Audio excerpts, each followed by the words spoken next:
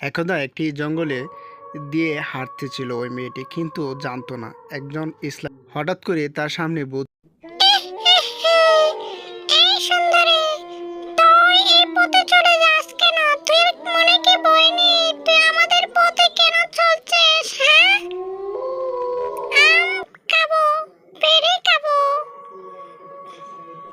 আমি তো জানতাম না, তাই তো এই পথে চলে এসেছি। আমি বুঝতে পারিনি, আমার ভুল হয়ে গেছে। আমাকে ক্ষমা করে দাও না, আমি আর আসবো না এখানে। প্লিজ আমাকে ক্ষমা করে দাও না। ভূত আন্টি, ভূত আঙ্কেলরা, আমাকে ছেড়ে দাও না, আমি আর করবো না। আমি এখান দিয়ে, আমি তো জানি না। তাই বুঝি আপনাদের কথা না শুনলে কি আমাকে মেরে ফেলবেন? হ্যাঁ, একটি প্রশ্নের উত্তর দিতে পারলে তোকে ছেড়ে দিব। ঘর আছে দর নয়, মানুষ আছে রং নয়। এই প্রশ্নের উত্তর দিতে পারলে তোরে আমরা এবার ছেড়ে দিব। হ্যাঁ, তাই বুঝি এত সহজ একটা প্রশ্ন করেছিলেন। এই প্রশ্নটার উত্তর কি না দিয়ে পারে? সেটা হচ্ছে কবর। কারণ ঘর আছে দোর নাই, মানুষ আছে রাও নাই। হ্যাঁ, প্রশ্নটির উত্তর দিতে পারলো তোকে আমরা ছেড়ে দিব। লাল মিয়া হাইটে যায় রোজ একটা আফ্রিকায়। এই প্রশ্নের উত্তর দিতে পারলে তোর আমরা ছেড়ে। ইস, কি যে সহজ প্রশ্ন করেন যে আপনারা! এই প্রশ্নটার উত্তরটা হচ্ছে খুবই সহজ। হ্যাঁ, এটা হচ্ছে হাড়ি। একটু সহজ প্রশ্ন করেন, এত সহজ সহজ প্রশ্ন করে। তোর মনে কি কোনো ভয় নেই? তুই কি বুঝস না?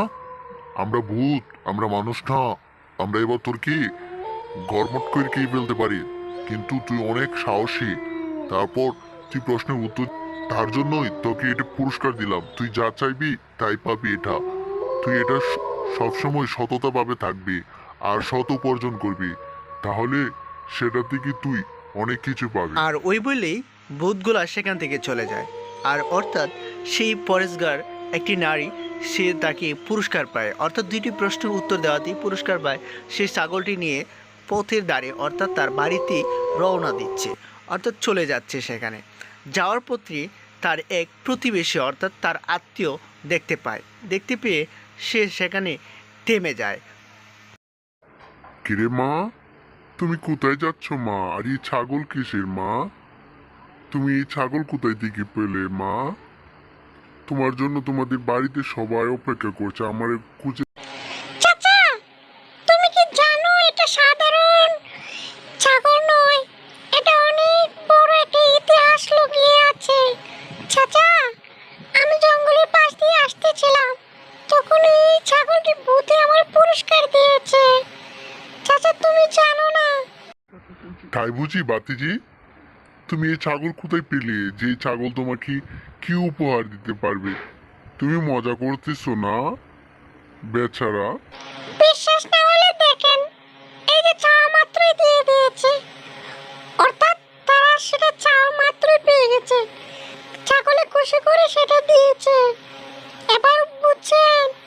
হ্যাঁ আমার কাকা, এটা সাধারণ ছাগল নয় কাকা। আর ওইটা জানতাম মাত্রই তার কাকা চমকে যায়। কি বলছো বাতিজি? এটা তো আসলে সাধারণ ছাগল নয়, এটা একটা বিরাট ছাগল। তুমি এটা কোথায় থেকে পেলে মা? চলো আমাদের বাড়িতে যাই।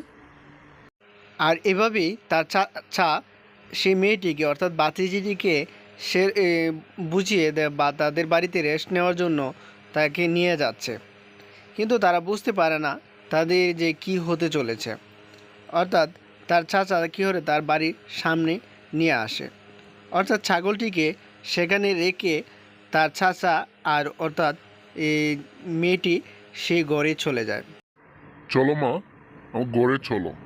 কিছু পানি অথবা কিছু খেয়ে রেস্ট করে তারপরে অন্য কোথায় যাবো না। হ্যাঁ মা, চলো রুমে চলো।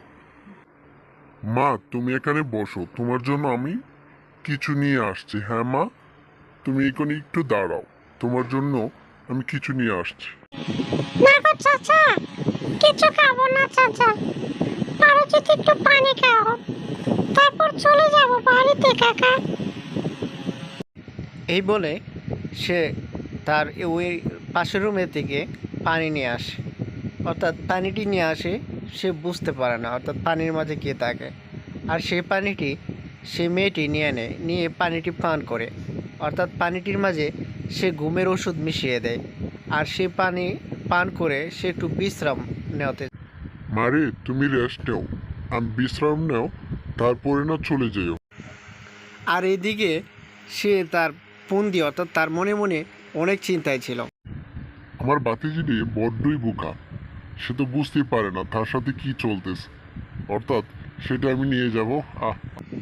আর এদিকে তার চাচা সে অন্য আরেকটি হুবহুব দেখতে ছাগল নিয়ে আসে, অর্থাৎ সেই জাদুর ছাগলটি নিয়ে আর একটি রাখালের ছাগল রেখে সেই ছাগলটিকে সে সামনের দিকে হাঁটতে হাঁটতে চলে নিয়ে যায়। অর্থাৎ সে ছাগলটিকে সে চুরি করে, অর্থাৎ তার নিজের আপন নয়, হয়তো পাড়া প্রতিবেশী বাতিজি, অর্থাৎ পানির জল ধরে নিয়ে আসে, অর্থাৎ সে সেখান থেকে নিয়ে যায়। আর অন্যথায় এই মেয়েটির ঘুম ভেঙে যায়। আর মেয়েটি আসা তার ছাগল দেখে সে ছাগলটি সে খুশি হয় যে আমার ছাগলটি এখনো রয়েছে। চলো ছাগল, আমি চলো তোমাকে নিয়ে আমার বাড়িতে যাব। চলো চলো আমার প্রাণের ছাগল, তুমি চলো। এই বলে ছাগলটি সে সেখান থেকে নিয়ে তার বাড়ির দিকে রওনা দেয়। অর্থাৎ সে তো জানেই না তার সাথে ধোঁকা দিয়েছে তার চাচা। আর এদিকে সে পণ্ডিত সে সামনের দিকে আসে, অর্থাৎ সেও দেখবে ছাগলটিকে যে ছাগল।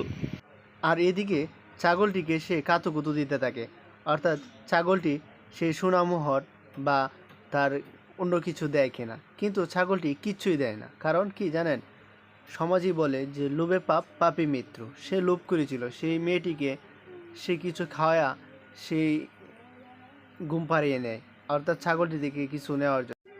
অবশেষে সে কিচ্ছু পায় না, অর্থাৎ সে আর্তনাদ করে এবং কিছু বলতে চায়, আর ওইভাবে সে ভেঙে পড়ে যে আমি লোভ